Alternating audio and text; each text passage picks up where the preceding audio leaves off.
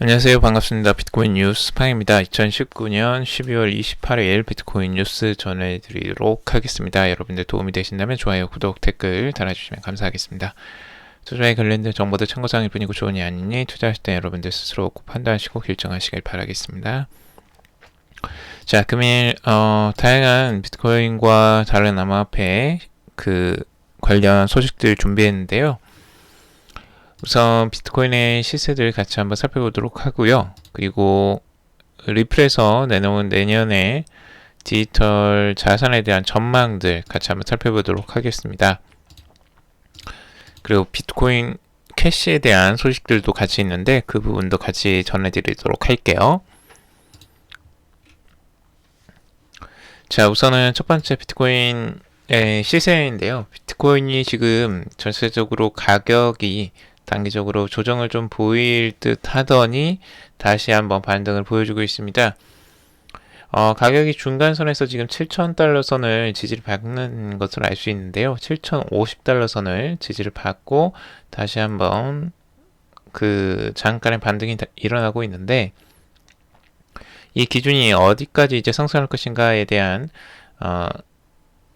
그걸 봐야 될 것 같습니다. 앞으로 7,600달러 선이 첫 번째 목표가가 될 것 같고 두 번째는 7,800달러 선이 될 것 같습니다. 그래서 여기서 반등선이 좀 더 힘있게 나와준다면 거기까지 올라갈 수 있겠지만 다시 한번 여기에서 그냥 흐지부지 7,400달러를 깨지 못하고 다시 내려온다면 또 장기적으로 횡보를 하거나 하락하는 흐름들을 볼 수가 있을 것 같습니다. 자, 그리고 비트코인에 대한 장기적인 전망, 이 월봉을 가져와 봤는데요. 지금까지는 이제 저희가 계속 매일 비트코인의 시세를 바라보면 굉장히 촉박하고, 굉장히 많이 추락을 한 것 같은 느낌을 많이 받습니다. 이제 가까이 볼수록 그 시야가 굉장히 좁아지고, 시야가 좁아질수록 더 조급해집니다. 사람은 어쩔 수 없는 부분인데요. 그래서 좀 더 이제 멀리 보고자 시야를 월봉으로 한번 가져와 봤는데요. 여러분들이 월봉으로 보시기에 우리가 지금 몇 개월을 지금 보냈습니다. 자, 거의 반년 가까이가 계속 하락하는 흐름들, 살짝 하락하는 흐름들을 보여주었어요. 그래서 이게 이제 고통스럽게 느껴지는 거죠. 이 하락세가 지속적다 보니까 계속 떨어질 것만 같고 앞으로도 계속 하락할 것만 같은 그런 느낌들을 받게 되는데요. 매일매일 이렇게 하락하는 흐름들을 보면서 이제 마음이 다잡기가 쉽지가 않죠. 자, 그런데 전체적인 그림을 한번 보시는 게 좋습니다. 지금까지 비트코인이 흘러온 시절을 보면 상승하는 흐름과 하락하는 흐름들이 분명히 있었습니다. 근데 전체적으로 보자면, 월봉으로 보자면 상승하는 시점이 하락하는 시점보다 훨씬 더 길다는 걸 아실 수 있을 거예요. 그래서 전체적인 상승 추세, 이런 상승 추세에서 나오는 잠깐의 그런 조정들이 있었는데 그 조정들을 우리가 굉장히 길게 느껴진다는 거죠, 보통은. 그런데 우리가 이제 전체적으로 시세를 보면 굉장히 긴 시간 동안 상승하는 흐름들이 나오기 위해서는 또 긴 조정들이 필요할 때가 있습니다. 그래서 긴 조정들이 있으면 또 그만큼 긴 시간 동안 상승하는 흐름들을 보여주는 걸 여러분들이 과거의 패턴들을 보면 아실 수 있을 거예요. 그래서 이 부분들 비트코인을 투자하시는 분들이 어떤 시야로 여러분들이 바라보시느냐에 따라서 투자 전략이 많이 달라질 것 같아요. 단기적으로 일봉이나 4시간 봉을 보고 투자를 하시는 분들은 계속 다급하게 사고팔고를 계속 해야 되는 심정이실 거고, 장기적으로 보고 가시는 분들은 뭐 차트를 보지 않으셔도 굳이 무방할 수도 있습니다. 그래서 이제 그런 부분들을 여러분들이 선택을 하시는 게 중요하다고 보여지고요. 계속 마음을 조급하게 가져갈 것이냐 아니면 여유롭고 좀 편안하게 가져갈 것이냐, 그건 여러분들의 전략에 달려 있다라고 보여집니다. 그래서 전략을 여러분들이 잘 세우시고 공부를 하시는 것들도 많이 도움이 될 것으로 생각이 들고요. 자, 전체적으로 암호화폐 시장을 같이 한번 살펴보면요. 지금 현재 알트코인들, 비트코인이 살짝 반등세가 나왔지만 한 1.33% 정도 상승을 했는데요. 따라서 이더리움과 그리고 XRP도 살짝 올라오는 흐름들이 있었죠. 하지만 눈에 띄는 게 한 가지가 있는데 이 비트코인 캐시가 상승세가 좀 도드라져 보입니다. 지금 10.35%가 상승하면서 다른 상위권에 있는 10위 안에 있는 알트코인들보다 월등하게 높은 그 상승률을 보여주고 있습니다. 그리고 라이트코인과 이오스 같은 코인들과 그리고 비트코인 SV도 살짝 상승하는 흐름들이 나왔죠. 자, 그래서 비트코인 캐시에 대한 차트를 한번 가져와 봤는데요. 지금 보니까 207달러 선까지 이렇게 상승하는 흐름들을, 급상승하는 흐름들을 보여주었습니다. 다른 알트코인들보다 상승세가 좀 더 또렷하게 나와 주었는데, 위에 저항선을 지금 210달러 선에 이제 저항선에 좀 부딪히는 모습을 볼 수가 있고, 이 저항선을 뚫고 위쪽으로 상승할 수 있을지 아니면 다시 한번 저항을 맞고 내려갈지 한번 추세를 지켜봐야 될 것 같습니다. 우선 상승세가 지속적으로 일어나기는 또 쉽지 않은 부분도 있습니다. 왜냐하면 전체적으로 시장 자체가 아주 좋은 흐름들은 아직까지는 아니기 때문에 이게 이제 상승세가 어디까지 갈지는 지켜봐야 될 것 같고요. 벌써 이제 과매수 국면에 이제 진입을 했습니다. 그래서 지금 이제 70 이상 올라가는 모습들 RSI로 볼 수가 있는데 이렇게 되면 이제 조정이 한번 과매도 국면에서 조정이 나올 가능성들도 열어놓고 봐야 되겠죠. 자, 비트코인 캐시가 상승하는 이유에 대해서 이제 찾아봤는데 특별한 이유가 그렇게 많지는 않습니다. 그래서 과거에 이제 기사를 좀 가져와 봤는데 지금 호주 암호화폐 결제가 93%가 비트코인 캐시로 이루어진다라는 소식이 있더라고요. 지금 호주에서 11월 암호화폐 결제의 93%가 비트코인 캐시로 이루어지고 암호화폐 결제의 대다수를 차지하는 것으로 알려져 있다고 합니다. 비트코인닷컴의 헤이든오토가 발행한 호주 암호화폐 결제 보고서를 따르면 호주의 암호화폐 결제 서비스를 제공하는 트래블바이비트와 훌라 데이터를 기준으로 작성되었고 전체 암호화폐 결제의 대다수가 변호사, 회계사, 엔지니어, 전기기사, 건축업자 등 거액 소매 거래자들을 위주로 진행이 되고 있다라고 하고 있습니다. 그래서 생각보다 호주가 지금 이 암호화폐를 많이 사용하는 것으로 보여지는데 비트코인 캐시가 전략적으로 지금 호주 쪽으로 열심히 그 암호화폐 소매 사용을 좀 촉진시키려고 하는 것으로 보여집니다. 자, 그리고 리플이 내놓은 내년 암호화폐 디지털 자산에 대한 전망인데요. 업계 전망은 이제 디지털 자산의 해가 될 것이다. 2020년이 디지털 자산의 해가 될 것이다 라고 전망을 하고 있습니다. 자, 2020년에 암호화폐 블록체인 업계 전망을 내놓고 일반 소비자들에게 디지털 자산이 보급되고 그리고 기관 투자자가 유입되며 암호화폐 업계가 재편될 것으로 내다보고 있는데요. 첫 번째는 우선은 일반 소비자가 사용하는 결제 앱과 디지털 월렛에 암호화폐가 도입될 것으로 예상을 하고 있습니다. 구체적으로는 고잭과 그랩, 페이팔 등의 앱이 디지털 자산 및 블록체인 기술을 채택한다라고 내다보고 있습니다. 이제 고잭과 그랩은 각각 인도네시아와 동남아시아의 차량 공유 서비스 업체인데요. 페이팔은 미국의 그 온라인 결제 서비스 업체죠. 이들 업체들이 고객의 요구에 대응하고 서비스 확대를 위해 이제 결제 그 수단으로서 지금 암호화폐를 채택할 가능성을 열어놓고 보고 있다라고 하고 있습니다. 만약에 이렇게 이제 소매 업체들이 실제적으로 그 디지털 자산을 결제에 사용을 할 수 있다라고 한다면 훨씬 더 확장을 하는데 도움이 많이 되겠죠. 그리고 내년에는 또 스타벅스까지 또 기대를 하고 있는데 100대에서 추진 중인 스타벅스도 기대를 하고 있는데 그런 파급력들이 어떻게 이제 또 나올지 한번 기대를 해보고요. 그리고 그 내년에는 기관 투자자들의 암호화폐 시장 진출이 본격화될 전망이라고 내다보고 있습니다. 이에 대해 이제 브래드 게링하우스 리플 최고 경영자는 세계은행 상위 20곳의 절반 이상이 2020년 디지털 자산을 적극적으로 보유하고 거래하게 될 것이다 라고 말을 했습니다. 최근에 여러분들 많은 기사들 보셔서 아시겠지만 상위권에 있는 뱅크 오브 아메리카나 뭐 이런 JP모건 이런 세계적인 은행들이 실제적으로 암호화폐를 도입을 하고 있고 이제 거래에 활용을 한다라는 기사들을 많이 보셨을 거예요. 그래서 앞으로 세계은행 상위 20곳 정도가 디지털 자산을 적극적으로 보유하고 거래하게 될 것이다 라고 말을 하고 있고요. 그리고 업계 이제 재편이 가속화될 것으로 예상을 하고 있는데요.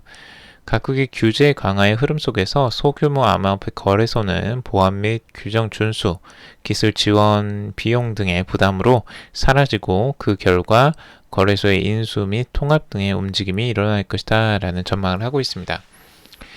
그래서 이러한 재편이 새로운 글로벌 플레이어를 창출하고 바이낸스 등 기존 대기업과 벤처기업과의 경쟁도 활발해진다 라고 리플은 내다보고 있습니다. 지금의 이제 거래소들이 여러 가지 거래소들이 있는데 결국에는 이 거래소들이 이제 인수 통합되는 과정들을 겪게 될 것이고 여기에서 이제 정말 자금력이 있고 경쟁력이 있는 이 거래소들만 살아남을 것이다 라고 보고 있습니다. 지금도 많이들 정리가 되고 있죠. 이 거래소들이 국내에서뿐만 아니라 해외에서도 이런 정리 작업들이 지금 이루어지고 있고 내년에는 그게 더 활발하게 이루어질 것이다 라고 전망을 하고 있습니다. 그리고 이제 프레드 게링하우스 CEO가 이야기하는 건 세계에는 2,000개 이상의 디지털 자산은 필요 없다 라고 이야기를 하고 있습니다. 한 개의 코인이 시장을 모두 지배한다고 생각하지는 않지만 투기 이외에 유스 케이스가 없는 코인은 살아남지 못할 것이다 라고 지적을 했습니다. 따라서 내년에 많은 암호화폐 기업이 사업을 중단할 것이라고 이제 그는 강조하고 있는데요. 결국에는 많은 암호화폐들이 쓸모가 없는 암호화폐들, 쓰이지 않는 암호화폐들은 결국에는 도태되고 사라질 것이다 라고 전망을 하고 있습니다. 자, 그리고 9만 이더 거래소로 위치한 이더리움 공동 창업자 시장의 영향은 이라는 기사가 있는데요. 이게 이더리움의 공동 창업자가 미국 암호화폐 거래소 크라켄에 9만 개가 넘는 이더리움을 보낸 것으로 추정되는 정황이 포착되었다고 합니다. 자, 이거에 보면 지금 2016년 1월에 이더리움 재단의 개발 지갑으로부터 해당 이더리움 주소로 자금이 들어왔다며 이 계정은 2016년 1월부터 올해 말까지 지속적으로 자금을 매각해왔다라고 밝히고 있습니다.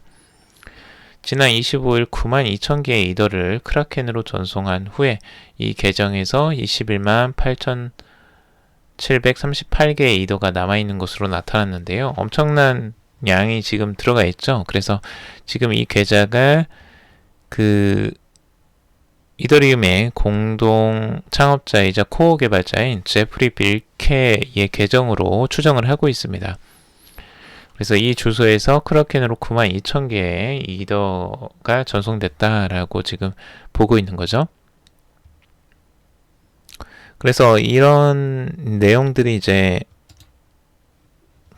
알려지면서 26일 날 이 제프리 빌케의 트위터를 통해서 내 게임을 위해 돈이 필요하다라고 밝힌 바가 있다고 합니다.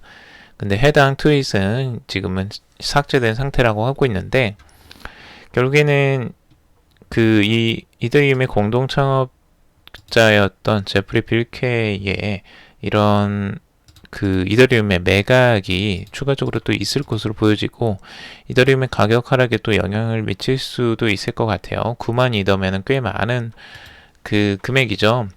실제적으로 우리나라 지금 시세로 봤을 때 한 132억 정도가 되는 것 같아요. 근데 엄청난 이런 자금들을 도대체 어디다 쓰려고 하는 건지 지금 계속 이 이더리움을 내다 파는 것으로 지금 볼 수가 있는데요. 이더리움의 가격에 좀 더 단기적으로 큰 영향을 미치지 않았으면 하는 바람입니다. 자, 그리고 한국은행, 중앙은행 디지털 화폐 연구할 전담 조직을 만든다라는 소식입니다. 한국은행이 중앙은행 디지털 화폐 CBDC 연구 전담 조직을 만든다고 하는데요. 2020년 통화신용정책 운영 방안을 통해서 분산 원장 기술, 암호 자산 및 중앙은행 디지털 화폐에 대한 연구를 강화하고 결제 시스템의 안정성을 제공하기 위한 감시자 역할을 적극 수행하겠다라고 밝히고 있습니다. 그래서 이어 한은은 CBDC 연구 전담 조직을 구성하고 전문 인력을 보강하는 한편 주요국 중앙은행의 디지털 화폐 발행 추진 상황을 면밀히 모니터링하겠다라고 밝히고 있습니다. 또 국제결제은행 등 국제기구 관련 논의에도 적극 참여할 계획이다라고 말을 하고 있는데요. 결국에는 지금 이제 한국은행에서도 이 디지털 화폐에 대한 연구를 하겠다라고 지금 밝히고 있습니다. 뭐 발행을 하겠다는 건 절대 아니에요. 그런 말은 하지 않고 지금 연구를 하겠다라고 하고 있어요. 연구 조직을 따로 두고 지금 여기에 대한 인력들을 뽑는다는 건데요. 2020년도 한국은행은 이제 박사급 연구 인력을 채용한다라고 공고를 냈습니다. 그리고 지급결제 분야의 디지털 혁신 연구 전문가 1명을 고용하겠다라고 공고를 올린 바 있고요. 해당 전문가는 디지털 화폐 및 암호화 자산 등 지급결제 분야의 디지털 혁신 사례, CBDC와 관련된 연구를 진행할 계획이다 라고 밝혔습니다. 결국에 한국은행도 여기에 대한 관심도를 굉장히 높게 가져가는 것으로 볼 수가 있고요. 절대 무시할 수 없는 이 CBDC, 이 디지털 화폐, 중앙은행에서 발행하는 디지털 화폐를 관심 있게 지켜보고 있다라는 겁니다. 한국은행이 이제 이 CBDC를 뭐 발행하느냐 안 발행하느냐는 나중에 추후에 알게 되겠지만 결국에는 이 준비 대비를 하겠다라는 거죠. 결국에는 그래서 나중에 뭐 기회가 되면 CBDC를 발행할 수도 있겠죠. 그거는 나중에 밝힐 일이고 지금은 우선은 그 부분에 대한 연구들이 빨리 이루어져야 할 것으로 보여집니다. 지금 중국 같은 경우는 내년에 이미 CBDC를 발행하겠다라고 하는데 한국은행은 이제서야 인력을 보강하는 흐름들을 보여주어서 많이 늦은 게 아닐까라는 생각이 들기도 합니다. 자, 그리고 올해 암호화폐 산업 주요 흐름으로 보는 2020년 로드맵이라는 기사인데요. 뭐 전체적으로 올해 암호화폐 산업에 대한 이제 정리들을 하고 있습니다. 암호화폐 산업의 규제 문제들이 첫 번째 나왔고요. 미국 증권거래위원회 SEC가 여러 비트코인 상장지수 펀드 신청을 연기하고 거부를 하는 그런 흐름들이 올해도 나왔습니다. 내년까지 또 월터 오셔 피닉스의 ETF 상품권이 내년 6월 말로 연기된 바가 있죠. 자, 그리고 두 번째는 암호화폐 파생상품 시장이 크게 성장하고 있다라는 소식인데요. 결국에는 벡트와 비트맥스, LSX, 레저X, 그레이스케일, OKX, 바이낸스, 드리비트, 비트플라이어 등이 암호화폐 파생상품 시장의 플레이어로 등장해서 점유 경쟁을 벌이게 된다라고 하고 있습니다. 지금 파생상품 시장이 계속 갈수록 커져가고 있어요. 지금 비트코인의 실제적인 성장보다 오히려 파생상품 시장이 좀 더 과열되는 게 아닐까라는 생각이 들 정도로 이 파생상품 시장이 커져가고 있는데요. 실제적인 비트코인의 성장에는 이 파생상품 시장이 커지는 것보다는 다른 이 직접적인 기관 투자나 비트코인에 대한 직접적인 투자가 좀 더 많아지는 것이 더 유리하다고 보여지는데 이것은 조금 이제 상승과 하락에 대한 두 가지 방향성이 둘 다 있기 때문에 무조건 좋다라고 말하기에는 애매한 것 같습니다. 자, 그리고 페이스북의 리브라는 홈런을 걷고 있다라고 하고 있는데요. 지금 페이스북 결국에는 현재 정부에서도 아직까지 명확한 답을 얻지 못하고 있고 세계적으로 이제 중앙은행들이 많이 견제를 하고 있죠. 그래서 많이 지금 매를 맞고 있는 상황이라고 할 수 있습니다. 이 현 상황을 어떻게 타개해 나갈지도 내년에 많이 관심을 있게 봐야 될 부분이고요. 그리고 탈중앙화 금융이 강력한 견인력을 얻고 있다라고 하고 있습니다. 그래서 DF 구축 커뮤니티, 특히 그 디파이 커뮤니티는 이 결합성을 통해서 개발 속도를 빠르게 앞당겼다라고 하고 있습니다. 이 결합성이라는 건 한 앱이 다른 앱의 기능을 자유롭게 활용하거나 여러 앱을 결합해서 하나처럼 사용하게 할 수 있게 되는 기술을 말하는 것으로 알려져 있습니다. 그리고 전 세계 중앙은행이 자체 암호화폐 발행에 관심을 보이고 있다라고 하는 거죠. 그래서 이 부분도 많이들 관심을 보이고 있죠. 중국 정부도 이 리브라에 대응해서 위안화 경쟁력을 제고하기 위해 CBDC 개발을 진행 중에 있고, 유럽 중앙은행 ECB도 현금 거래로 인한 소비자 불편을 해소하기 위해서 중앙은행 디지털 화폐 발행을 검토하고 있다라고 밝혔습니다.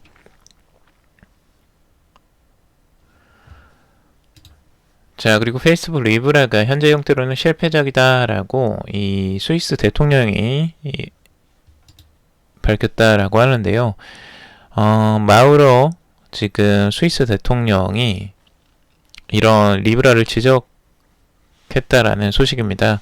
지금 스위스의 SFR 방송과의 인터뷰에서 리브라가 지금과 같은 형태로 성공하리라고는 생각하지 않는다면서 리브라를 지원하는 통화 바스켓을 중앙은행들이 받아들이지 않을 것이기 때문이다 라고 그 이유를 설명을 했습니다. 그래서 이 마우로 대통령은 리브라 프로젝트는 지금 형태로서는 실패했다라고 비난을 하고 있습니다. 결국에는 리브라는 내년 출시를 목표로 스위스 정부의 규제 승인을 기다리는 상태여서 규제 장벽 때문에 내년 6월로 예정된 출시 시기가 지연될 가능성들도 보고 있습니다. 지금 스위스의 이런 규제들이 또 나오는 걸 보면 상당히 좀 어려움을 앞으로도 겪을 가능성이 있어 보입니다.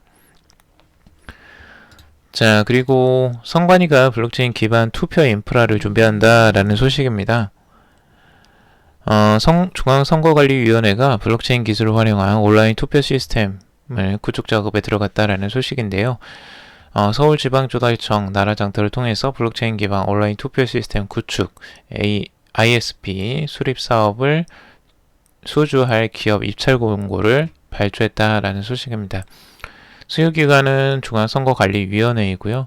결국에는 이 선거 관련 국내외 블록체인 도입 및 활용 사례를 이제 벤처마킹을 하고 블록체인 프로세스 설계, 인프라 구조 설계, 정보 관리 체계 수립, 그리고 위원회 업무에 활용 가능한 블록체인 적용 사례 발굴 등이 있다고 합니다. 결국에는 앞으로 이제 선거에서도 이 블록체인을 많이 활용할 가능성이 높아지는데, 이 온라인 투표 활용 범위가 확대됨에 따라서 이런 높은 보안성이 요구되는 이 블록체인을 활용할 것으로 지금 보여지고 있습니다. 자, 오늘은 여기까지 정리를 해봤습니다. 여러분들 좀 도움이 되셨길 바라고요. 도움이 되셨다면 좋아요, 구독, 댓글 달아주시면 감사하겠습니다. 투자에 관련된 정보들 참고사항일 뿐이고 조언이 아니니 투자하실 때 여러분들 스스로 꼭 판단하시고 결정하시길 바라겠습니다. 금일도 방송 들어주셔서 정말 감사합니다.